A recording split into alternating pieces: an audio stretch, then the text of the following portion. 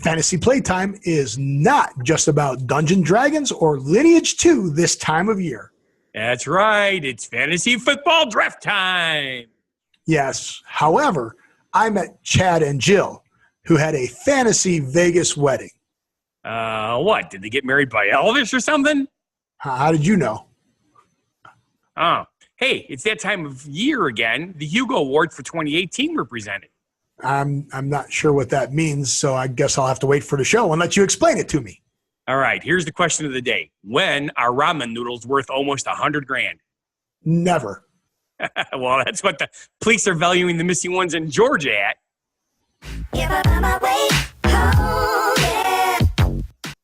Welcome to What Happened in the World Today. I'm Steve. And I'm Scott, and this is a tale of how bad life decisions led to a YouTube show. And we're going to talk about what we've noticed is going on in the world today. And what I've noticed is Scott is distracted this Saturday because he's on a quest. We haven't talked about Lineage 2 in a while. So you just told me you had to kill? No, I had to resurrect Right? my main character because it died. Okay, so, but what is your main character doing in Lineage 2? Currently, there is a quest, now that I'm level 103, it requires me to get 10,000 quest items, which means I have to kill approximately 100,000 monsters to finish this quest. 100,000 monsters. 100,000. That makes no sense at all. Because you get basically one quest item for every 10 monsters you kill. How do you kill that many monsters? Time. Lots and lots of time. Now, it's not without dying, right? You can kill 1,000 and die and then kill another 1,000 and die. Or do you have to kill all of them without dying? No. Seem impossible. Dying happens a lot in this game. Yeah, that's what I'm saying. That would seem impossible. That would be like the impossible quest. But you can get resurrected, which is great. But basically, what most of us are doing now, because like especially me, I only play a couple days a week now because I'm too busy at this time of year. If I'm only playing for an hour and a half twice a week, it would take me 3 years to complete this quest. Seriously. So in order to do this, what you do is you create a macro, which is one of the only things you're allowed to do in the game because you're not allowed to use bots, but you can't bot programs, but you can use the in-game macro. However, there are scammers that have learned how to take advantage of people using those. And that happened to me just the other day, and I lost 5 items out of my inventory because they made me attack them when I wasn't there. And when you turn red and then they kill you, you can drop some of your items. I got lucky. The stuff that I dropped was not expensive. It was to me because I unlike a lot of people who play the game, all my stuff I earned. I did not buy. Cool. Yeah, we talked about that. You're not dumping money into the game, although the in-app purchases are huge. So I would imagine that you are enjoying this time of the year because it's fantasy football time of the year. Yes. Everybody's doing their drafts. I'm listening to all my friends. Yeah, we got our draft going. We had our draft this week. I drafted this defense, and I drafted this kicker, and I drafted this quarterback. And I'm like, you do realize that all you jocks that are now playing this are the same guys who used to give swirlies to the kids playing Dungeons and Dragons and Lineage 2 and all that stuff. That's right. And now which is real fantasy, by the way. What's real fantasy? Dungeons and Dragons. Right. Well, the fact they shouldn't call it fantasy football because it has nothing to do with fantasy. It should be fake football. Okay. But you told me something interesting, that you believe that the guys, all these jocks, aren't as good at playing the game as the fantasy players are at playing the game because they understand the rules of fantasy play. Correct. See, what a lot of people keep forgetting is the reason fantasy role-playing is so popular with nerds is it allows us to use math and reasoning and stuff like that and imagination to put together things that normally might not go together. Whereas the jocks are just using football stats. Or who they like, who they think is going to be the best. Right. They're, Or as the D&D guys are looking at the numbers. So, yeah, and there's a huge industry out there of people putting together stats and potentials and fantasy this, and this guy's going to earn these amount of points this week and stuff like that. Isn't there a big fantasy football convention in Las Vegas every year? I have no idea. I know there's one somewhere. We're talking about hundreds of thousands of dollars to people playing this in pros. I mean, there's all kinds of fantasy footballs, like Yahoo create a league. Fantasy football convention. The 2018 Fantasy Football Convention, July 13th through the 15th in Fort Worth, Texas. Okay. That's this one. I have no idea if that's the only I just remember hearing about something because everybody knows that there's some gamer conventions where some of these gamers are getting paid millions of dollars to play games on big screens at conventions. Well, that's gamers. There's tournaments. But that's gamer. Those are right. Gamers. They just built one here at the Luxor. They built an Arena. Cool. Yeah. So, but I thought I heard something about a fantasy football thing that was doing Dallas, the same. Texas. Everything I'm searching on thing is Texas. Texas. Oh, my exes live in Texas. Texas. But you want fantasy in Vegas, though? We can do fantasy in Vegas. I met this very, very cool guy, Chad, this last weekend. The college grad? Weekend before. I have no idea how that's even a segue or ties in anything, so I'm just going to ignore that.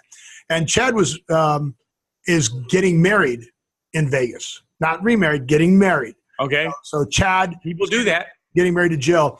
And the funny thing is, I think if Chad and I would have known each other, we'd be friends because when I lived in Chicago, he lived in Iowa. So we were that far apart. Iowa. When I lived in Cortez, Colorado, he lived in Denver, that far away. So then we both met in Vegas, which was weird. But he was just in to get married. And he did it right. You want to talk about fantasy? Vegas is the place where you can have your fantasy wedding.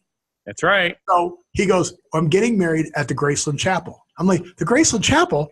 That's where Peggy and I got remarried on our first wedding anniversary with the Elvis impersonator. He goes, so are we. I go, dude, I love this. He goes, and we're going to have fun. He goes, it's too hot. I was going to wear a suit or I was going to wear a T-shirt with the thing. And he said, you know what? I'm going to go check out a romper. Oh, I thought you were going to say they did one of those nude weddings. No, if I had the pictures for that, that would be better. But this is even funnier. So it's a romper. So you know what a romper is, right? Well, you told me you didn't know what a romper was. Yes. So a romper, the definition, is a one-piece garment that is an odd mix, and that's their wording, an odd mix between shirt and shorts. Okay. So it's – imagine pajamas like a onesie, but it's shorts and it's a T-shirt. So, or like bib overalls that have short legs. Well, it wouldn't be bib overalls because it's a full shirt. Right. Well, no. But from the front, it would look like that. No. Not even close. Okay. Oh, yeah, that's right, because it's all one piece out. And this is supposed to be a mismatch. Okay. Yeah. So, no. I reject your reality. And I replace it with the correct one. But I like my reality. Which is a one-piece garment of a shirt and shorts. And they're rompers. And it's kind of got mixed reviews on what if men should wear them or not wear them. But he goes, we're going to have fun. So he found a tuxedo one. He also found a beer one and an American flag one. So I am going to bring up the picture of them if I can here. You can do it. You can do it. Oh, I'm just going to go to the beginning here. I don't have them in any particular order. Let me entertain you. Let me share my screen. If I can figure out, again, when we're doing this multiple screen thing, it's always hard to get everything in the right order. So yeah. I share the screen, and I need to share the photos.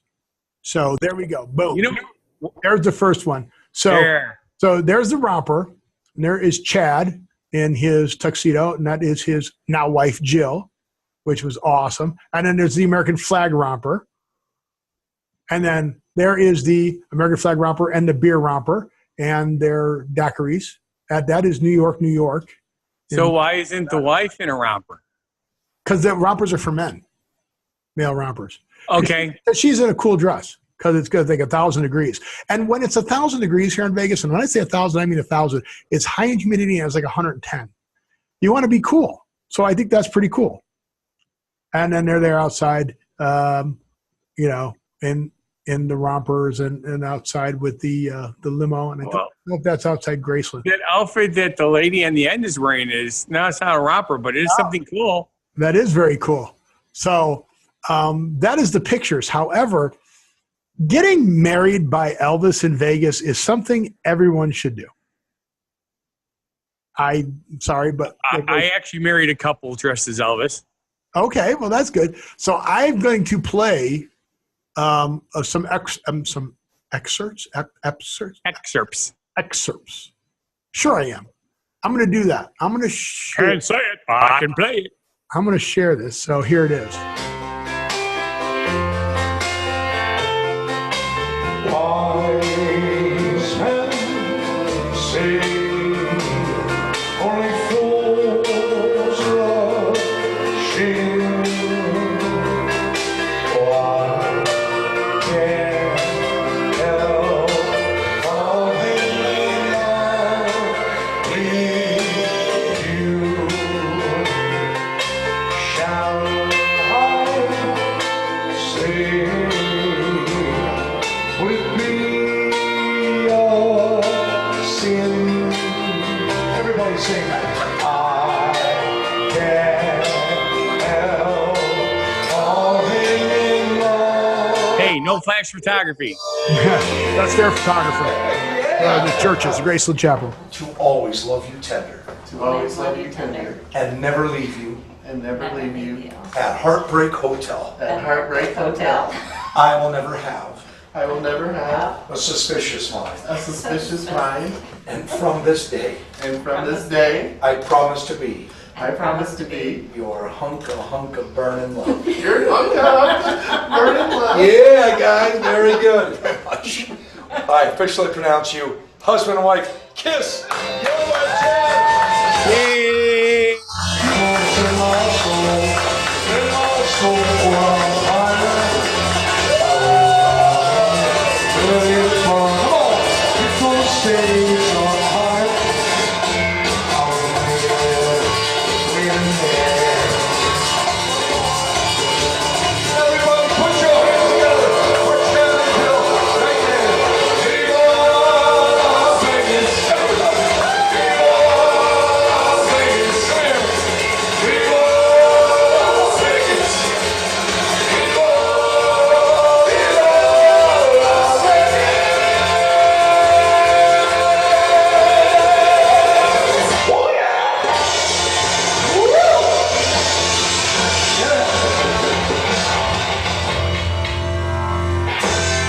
One more kiss. Come on. So I want to thank Chad for sending me those, and congratulations to Chad and Jill. I know that if that's the kind of fun they were having that kind of fun all weekend, and just having fun with it. If that's what you have to do, and if you can start a relationship that way, it's going to be a long relationship and a lot of fun. That's right. So that it was just a riot. I mean, that's the kind of fun you can have here in Vegas. So you want to have fantasy. That's the way to do it. And that's the way to actually start a relationship, and hope to see them again. He's got my number. He sent me all this stuff. He's got my email. And if they come back out, we definitely have to, hook up, go out to dinner, go to a show or something. But yeah, that was a lot of fun. And that's the kind of people that I get to meet out here, and kind of people do crazy fun things like that. Cool beans. I am having problems with my computer again. Well, at least you didn't shrink my window. Every time you do share something, well, remember we used to. It still does. I'm surprised it didn't do it that time, but we're good. Yeah, no. It's pretty good today. So that's very good. So now you are back in a kick here. You found something. I'd imagine those romper pockets are not very good for smartphones either, but it says that women's pockets are useless. Apparently, that's what happens when we move things around. My wrong window opened up again.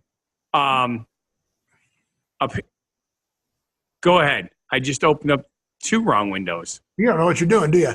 So women pockets are There it useless when it comes to putting cameras, phones in the cameras in them. Yeah. Yes. Putting phones in, but so are men's. I mean, we know that women's pockets are smaller, but nobody's making a pocket for a phone. I mean, maybe in jackets they are, but in women's pockets they're probably not, right? Well, and it's not just phones though. They're just using the phone because that's what everybody carries is their phone. Right. And women shouldn't have the handbag. So if they have a jacket, but where is a woman going to put her phone? Well, they think they put them in their handbag, but nowadays women don't carry handbags anymore either. So, but on average, the pockets on women's jeans are 48% shorter and 6.5% narrower than those of men's. And that's on jeans. And if you look, you always see the phone sticking out of the back pocket. I don't know how more people don't drop their phones out of their back pockets. They do. That's why they're always cracked. Or get pickpocketed. Yes. Right? That would be crazy. Well, you know, a professional pickpocket can grab stuff and you'll never know it. But I'll tell you something. When you're wearing tight-ass jeans and you got a phone that's jammed in your pocket, if somebody pulls that out, you're going to feel it. Yeah, no, I think so. So the moral of this story, though, is that's why fanny packs will never die. See, now, I always wear a fanny pack. Always wear a fanny pack. Stand up. Damn it, I used the word always. I hate that. I always wear a fanny pack when I go out. I also have some bad news for you. When you slammed your hands down, you moved your computer, which moved your camera. So your camera is now offset a little bit. I see that. So you moved there you go. Now you're back. Ta-da! Yeah. Fixed. I mean, that gets cut off in edit, but it still changed the framing. So the framing is. It moved around a little bit like this. Yes. I have been using a fanny pack for probably 30 years because one of the things that I hate is having a big-ass wallet in my back pocket. Just very uncomfortable. Was it called a fanny pack 30 years ago? It was. So that's one thing they haven't come up with a new name? No, they have not. At one point, somebody told me it was a strap-on man's purse. And I'm like, that doesn't sound right. It's a fanny pack. It's been a fanny pack forever. They used to be used for joggers. They were first originally used for joggers, and they wore them in the small of their back. You better be careful what you say because you don't really know that. So fanny pack is American English.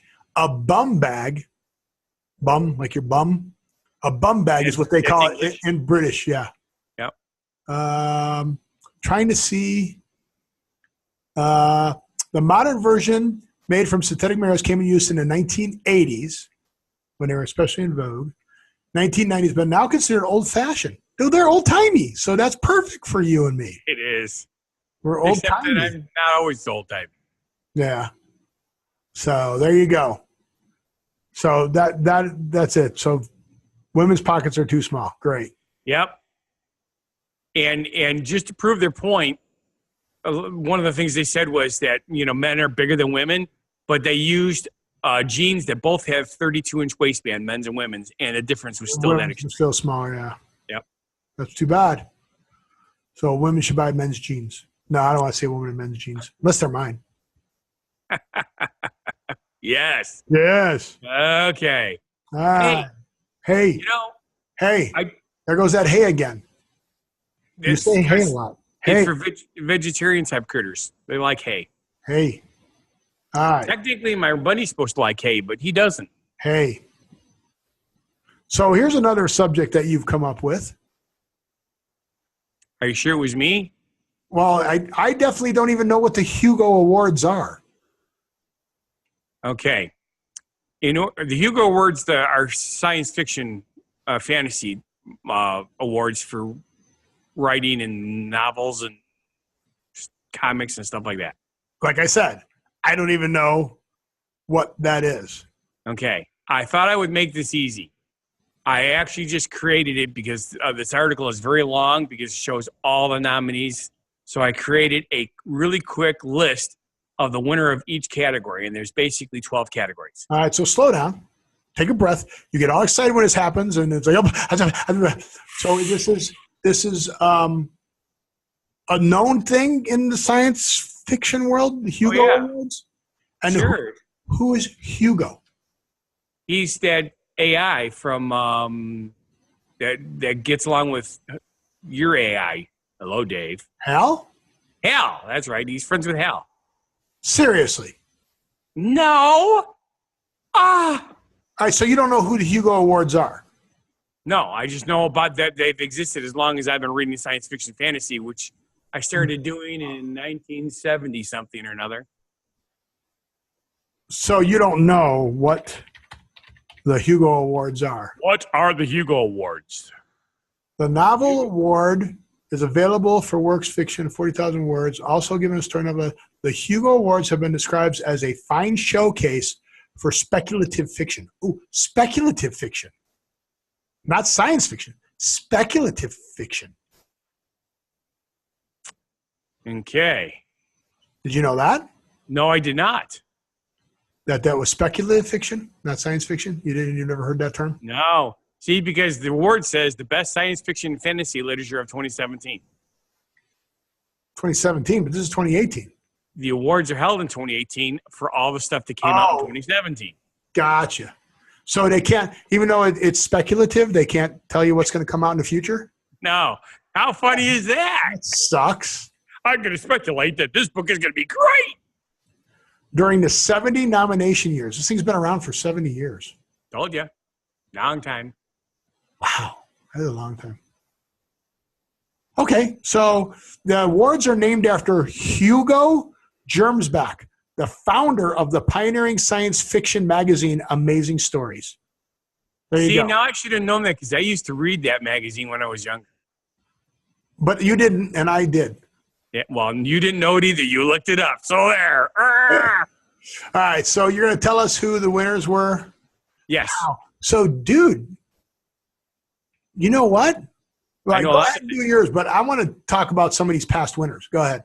Okay. Winner for the best novel, The Stone Sky by N.K. Jemisin. Do we know that? What was that? Do we know that movie? I do not know that one. Or a book? Okay. Now, because I'm going to have to ask you, unless we come across something that I know, but otherwise I'm going to have to. Right. Because of our show only being a finite amount of time, I thought I'd just list these. People who are in the know will recognize them. I don't recognize all of them, but I do recognize some of them. The best novella, All Systems Read by Martha Wells from Tor Publishing. The best novelette, The Secret Life of Bots by Suzanne Palmer. Now, I'll tell you something. I'm going to have to look this one up because that sounds fun. The best short story, Welcome to Your Authentic Indian Experience by Rebecca Roanhorse. Okay. Best related work, No Time to Spare, Thinking About What Matters by Ursula K. Le Guin. The best graphic story, now to me, graphic stories are comic books, correct? Right. Graphic novels. Monstrous Volume 2, The Blood, written by Marjorie M. Liu. I have read a couple of, or seen a couple of those, so that one is a name I recognize. Best dramatic presentation, long form. Apparently there's a long and a short form. I did not know this. Wonder Woman screenplay by Alan Heinberg. Okay. Best dramatic presentation. Short, well, there's a whole list. I should probably do that. It's only fair, right? How many hours do you want this show to be? Because we're already at 25 minutes. Okay. So I thought you had a short list. Well, there's a lot more stuff on here. So what we'll do is we'll make this a two-part thing. We'll do this another time. All right. So we will come back to this on our next show. Right out of the box, we'll start off finishing off the Hugo Awards because I do want to talk about some of the other stuff that's on the Hugo Awards. So the Hugo Awards is going to be huge. But let's do our genuine positivity message. Okay. Hey, this is a good one. I like hey. Hey, again with the hey. Again with the hey. I'm just going to have that hey and put that on a big shirt for you. Hey. So this one was written by Fun Guy the Entertainer. Who's that? That is your alter ego. Oh, yeah. I keep forgetting that. Okay. Sounds like a Disney-style one from the first line, so let's hear it. There is always room for innovation. You can fix a problem, fill a need, or just tell a new story. Innovation is exercise for the brain, Food for the Masses, and Growth for Humanity. By me. Fun Guy the Entertainer. I like it. So innovate out there, people. Take something that's already working and make it work better. I like Exercise that brain. Yep. So we don't have a lot of time to talk about this next story, but I do want to talk about it because that's your Frank's origin story ties to it. It does. So how do you steal $98,000 worth of ramen noodles? Because they're so cheap. So that's a lot of ramen noodles. It's a pack. So what they're telling me, according to this, is that a tractor trailer filled with ramen noodles is worth $98,000. Yeah, it's amazing, At isn't 10 it? cents a pack? That's crazy. I'm sorry. I have to get out my calculator. I mean, I know you just have to. 100,000 packs of noodles. All right. So I just want to do the math on what they think it's worth. So 98,000 divided by 300,000 is equal to they're saying it's 32 cents a package. That sounds about right. It's on sale for 10 cents all the time. So I'm going to have to cut that by 3. Okay. I am saying that it's only 30,000 worth of ramen noodles. So there. But still, why would you steal that many packs of ramen? What the hell are you going to do with that many packs of ramen noodles? Feed all the kids in college. Oh, yeah. Well, hey, school's going back. That's right. School's going back. This is Saturday. All the schools are back and the colleges go back this following week. So, yeah, we don't go back until after Labor Day. Right, but I'm just saying they're going to feed the kids at school. Maybe they think the world's going to come to an end, and that's for the fallout shelter. No, they're going to give it to the college kids because they want the kids to use their noodle. Get it? Noodle. Oh, yeah. Hey, wait a minute. That's a phrase origin. I know. That's a phrase origin story. Use your noodle. Now, you might think that noodles don't really look like heads, but they do kind of look like brains. Really? Originally, using your noodle was an insult, comparing a simpleton wagging his head around while thinking with a wet, floppy noodle. Nowadays, it's no longer an insult. It simply means think about it. Think about it. So use your noodle. And if somebody's trying to sell you ramen for under 10 cents, it might be from this stolen thing, which was, where was it? Georgia. Yes. Now, here's the Georgia concept. Get yourself some ramen noodle. What? What's it? Usually, if you catch a criminal or whatever, a lot of companies give you like a 10% finder's fee type thing. So you could end up with 30,000 bags of noodles. There you go. That works. So how cool is that? Works for me. I like it. Whoever thought ramen noodles would be grand theft? I know. Yeah, a lot of ramen noodles have to be over $1,000. I saw that on their news feed, and I'm like, we got to do this one. It's just too freaking funny. Well, we did it. We've jammed it in there. So with that, I want to say thank you for watching. And if you feel our show is not a bad life decision, then please subscribe, watch our other shows and channels. Go to whathappened.world. Right down there. You point straight down. You've been doing a perfect job pointing. I'm all over the place, but whathappened.world. From there, you can get to our What Happened to the World Today YouTube, What Happened in Las Vegas Today YouTube. You can get to our podcast. You can contact us. What else can you do there? Facebook, Twitter, all that fun stuff. So connect up with us socially. Connect up with us socially. Yes. And I want you to live every day, and we'll see you at the next show. Be genuinely positive, live and love life, and have a good one. Crazy, but you still remain.